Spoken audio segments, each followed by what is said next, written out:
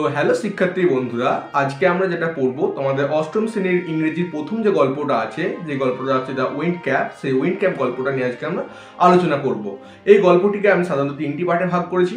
প্রথম পার্টটিতে আমরা ইউনিট 1 এবং ইউনিট 2 এর যে লাইন বাই লাইন আলোচনা করব এবং মানেগুলো বুঝবো, এবং দ্বিতীয় পার্টে আমরা ইউনিট 3টা সম্পর্কে আলোচনা করব, এবং সর্বশেষ যে পার্টটিতে সেখানে আমরা অ্যাক্টিভিটিসগুলো সলভ করবো এবং সেই সঙ্গে রাইটিং স্কিলগুলো এবং গ্রামাটিক্যাল যে বিষয়গুলো আছে সেগুলো আমরা ডিসকাস করব। তো চলো আমরা দ্য উইন্ড ক্যাপ গল্পটা শুরু করি। তো আমরা কিন্তু আমাদের মানে স্ক্রিনে চলে এসেছি। তো এখানে দেখছো তোমাদের যে পাঠ্য বইয়ের যে প্রথম যে লেসনটা আছে সেইটার কিন্তু আমরা এখানে দেখতে পাচ্ছি। তো আমাদের গল্পটার নাম হচ্ছে দ্য উইন্ড ক্যাপ, যেটা জেন এলেনের লেখা।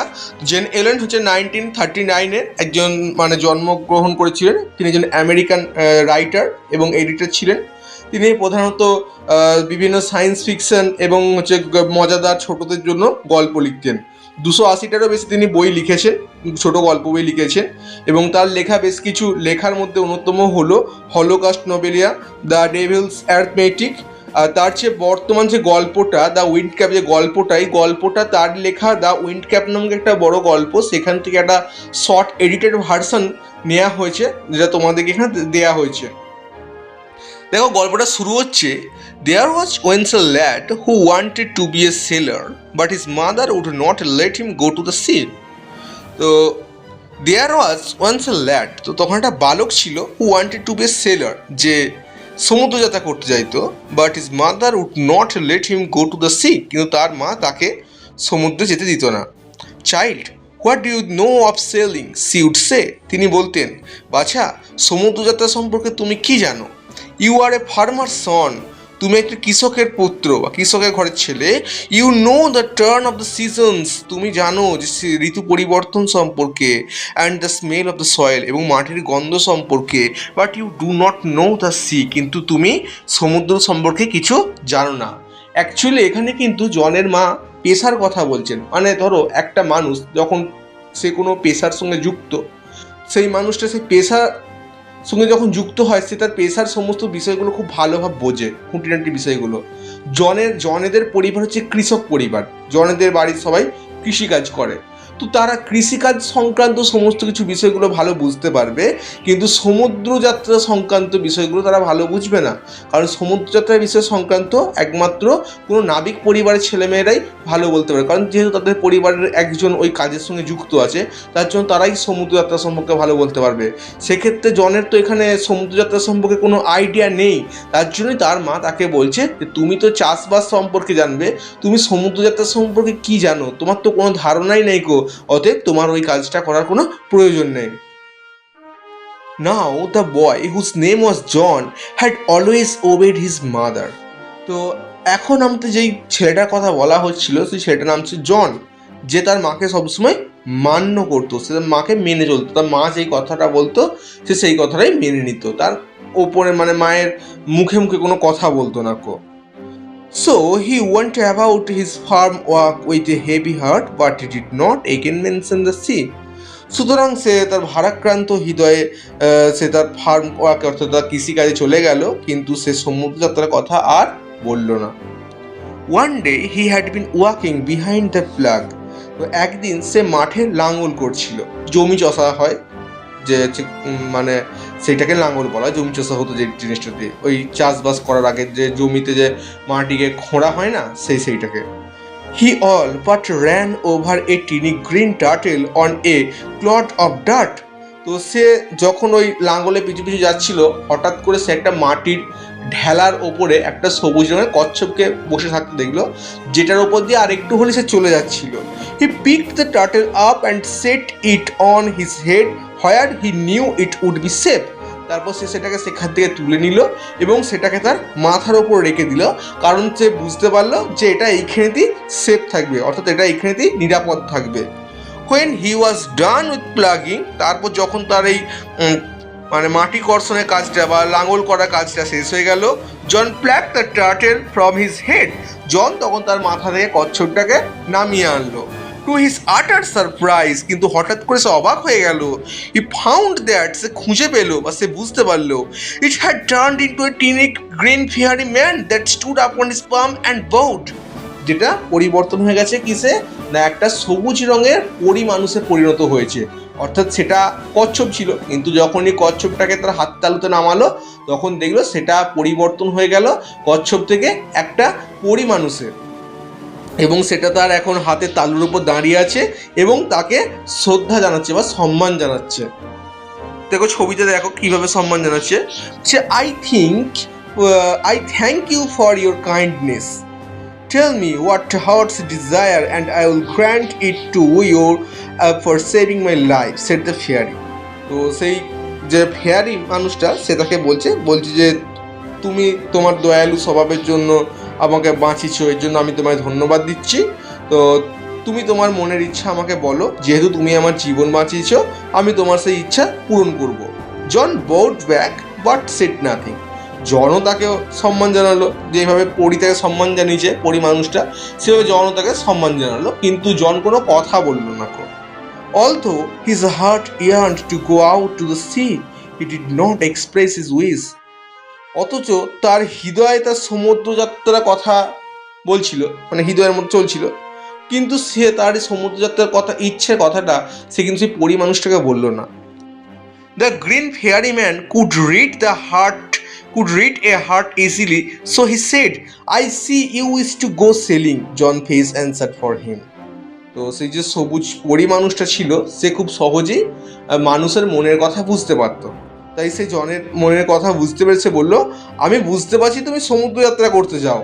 জন ফেস অ্যান্সার্ড ফর হিম, জনের মুখমণ্ডলটি তার জন্য উত্তরটা বলে দিচ্ছে। এবার দেখো আমরা ইউনিট 2 চলে যাচ্ছি।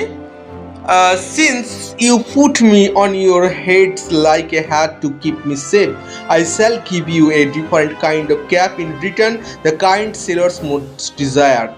তো বলছি যেহেতু তুমি তোমার মাথায় আমাকে তোমার টুপির মতো করে রেখেছিলে নিরাপদে রাখার জন্য, তো আমি তোমাকে একটা আলাদা ধরনের টুপি দিতে চাই এর পরিবর্তে, যেটা মানে সমস্ত নাবিকরাই পেতে চায়।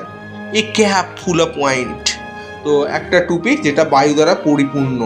বাট দেয়ার্স ওয়ান ওয়ার্নিং, কিন্তু একটা সতর্কতা আছে। No human hand will ever be able to take it off, এইটা কোনো মানুষের হাতে কিন্তু দেওয়া যাবে না। Then with a wink the fairy man disappeared, leaving a striped cap behind.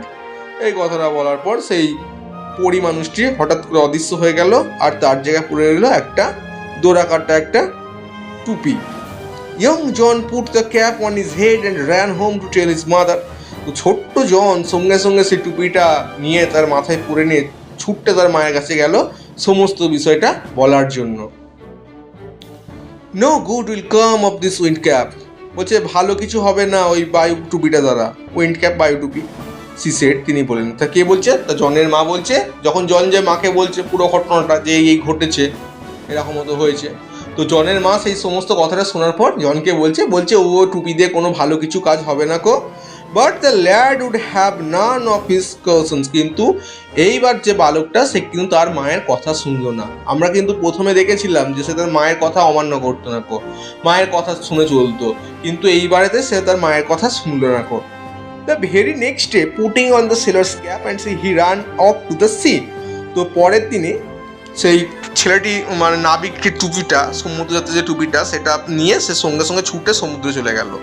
On Singh a ship anchored near the শোর, তো সে দেখলো যে সেখানে একটা জাহাজ ওই তীরে, সমুদ্র তীরেতে তাকে নোঙর করে রাখা আছে।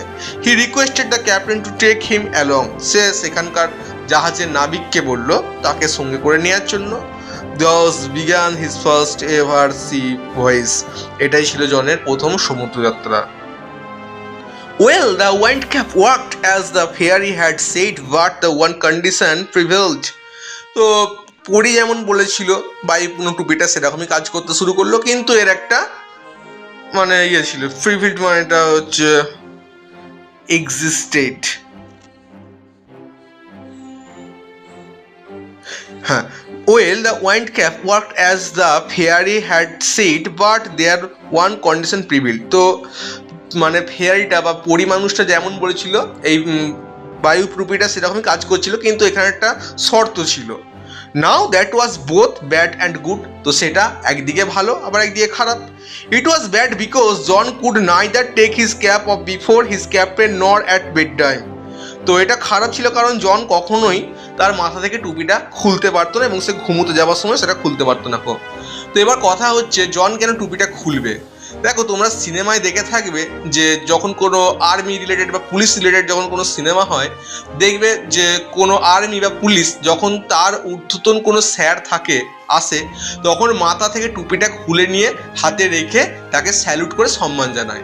আসলে মানে তোমার থেকে ঊর্ধ্বতন কোনো মানুষ, সম্মানে বড় কোনো মানুষ যদি তোমার সামনে থাকে, তাহলে তার সামনে টুপি পরে থাকাটা মানে তাকে অসম্মান করা। তো তার জন্য তার সামনে থেকে টুপিটা খুলে রেখে তাকে সম্মান করা দরকার। তো এই ক্ষেত্রে জনের ক্ষেত্রেও তাই। জন তো মানে কোনো সে তো কোনো হচ্ছে নাবিক নয়, সে তো একমাত্র হচ্ছে নাবিকের সঙ্গে যে প্রধান যে ক্যাপ্টেন, জাহাজের ক্যাপ্টেন, তার সঙ্গে এসছে। বাট সে ইচ্ছা থাকার সত্ত্বেও কিন্তু শর্ত সাপেক্ষর জন্য সে কিন্তু তার যে টুপিটা মাথা থেকে সে খুলতে পারছে না। তো এটা খুবই খারাপ দিক ছিল। And it was good because neither could he lose the cap nor could it be stolen for him. কিন্তু এটা ভালো ছিল এই কারণে, কারণ এই টুপিটা তার হারাবারও ভয় থাকে না এবং কেউ এটা চুরি করেও নিতে পারবে না। Since it was wind that sailors called for, the wind that John could supply, he soon became very popular. তো এবার নাবিকের যখন যেই রকম মতো বায়ুর যেই দিকে বায়ুর দরকার হতো, জনকে সে সেটা বলতো, জন সেরকম মতো টুপি ঘুরিয়ে তাকে সেই বায়ু এনে দিত এবং তার জন্য সে ধীরে ধীরে সে কিন্তু পপুলার হয়ে গেল, সে কিন্তু ফেমাস হয়ে গেল, তার কাছে জনপ্রিয় আর কি। When he twisted the cap, he could summon the east wind and the west wind. তো যখন সে টুপিটা ঘোরাতো তখনই সে পূর্ব দিক অথবা পশ্চিম দিকের বায়ুকে ডেকে আনতে পারতো। He could also turn it to call both the north as well as the south wind. সে একইভাবে সে উত্তর এবং দক্ষিণ দিকের বাতাসকেও ডাকতে পারতো। The captain would therefore never part with the prize sailors and let him ashore. তো এই যে মানে জাহাজের যে নাবিক, সে তার যে এই মূল্যবান যে সঙ্গী, তাকে সে কখনোই হাতছাড়া করতে চাইতো না। তাই সে তাকে কখনোই ওই যে জাহাজের মানে সমুদ্র তীরে কখনো তাকে নামায়নি। For a year and a day, 1 বছর 1 দিন হয়ে গেল। Young John did not set foot on land. তো যে ছোট্ট জন, সে কিন্তু মাটিতে পা রাখেনি। হি স নাথিং, সে কোনো কিছুই দেখেনি, but the charming of the waves, সমুদ্রের এই মানে ভয়ঙ্কর ঢেউগুলো ছাড়া সে কিন্তু আর কোনো কিছুই দেখেনি। অর্থাৎ চারিপাশে তো জল, সে তো সমুদ্রে ভাসছে 1 বছর ধরে, তাই সে জল ছাড়া কিছু দেখতে পায়নি, বড় বড় ঢেউগুলো ছাড়া। Soon there grew in his heart a strong desire to see the land. সুতরাং খুব শীঘ্রই তার মনের মধ্যে হতে লাগলো যে তার একটা মানে ওই সমুদ্র তীরে একটা যাবার বা মাটিতে পা দেওয়া তার একটা ইচ্ছা মনের মধ্যে আস্তে আস্তে আসতে লাগলো।